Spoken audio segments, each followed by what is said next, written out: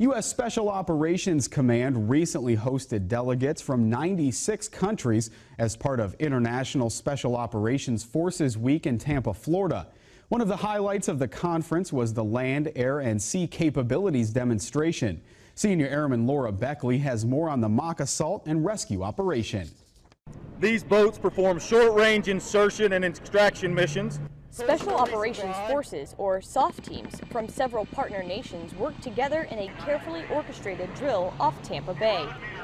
We just performed a helocast at the back of the 47. We had 3 different nationalities performing that drill, and I think we managed to pull it off without too many hassles, so that was pretty good.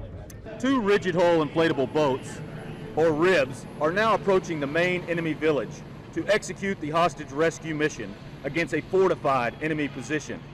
This assault force is comprised of Army Green Berets, Navy SEALs, Air Force combat controllers, and Marine Corps special operators, and consists of personnel from Brazil, Canada, Jordan, Norway, Poland, the United Thailand.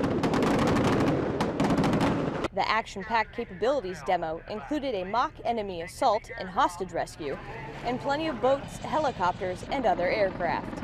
Soon you will see an MH-60 Black Hawk helicopter returning to pick up the assaulters from the barge.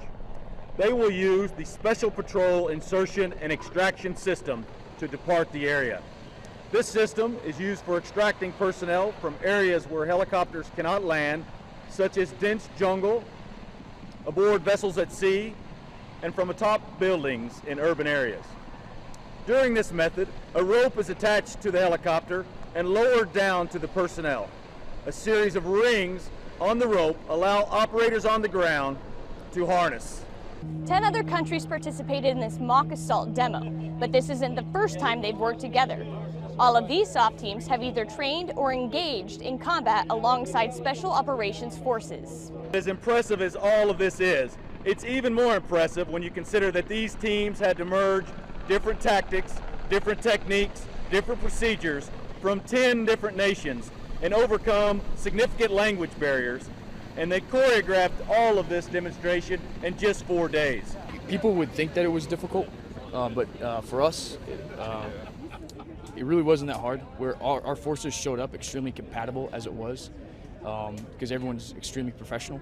And in this kind of community, you have a lot of dynamic problem-solving kind of personalities. So even if someone might not understand what's going on verbally, they can identify the problem and get in where they fit in and make it work. The week-long conference focused on building the global SOF partnership and strengthening existing relationships with our allies. As our enemies also advance continually, I think it's important to stay kind of on top of that, and you're not going to do that without building relationships with our allies. So that's what this week was all about. It was sticking and building further relationships with our allies and really getting that bond that you don't get unless you're side by side next to your mate jumping out the back of a helicopter. A lot of camaraderie. You learn a lot from each other because we all have similar capabilities, but we have very varying experiences. And with those experiences comes all kinds of different ways of doing things. Different nations, different tactics, all sharing a common goal of global security. In Tampa, Florida, Senior Airman Laura Beckley, TPC News. The conference also included a technology expo where defense industry vendors showcased their latest equipment and weaponry.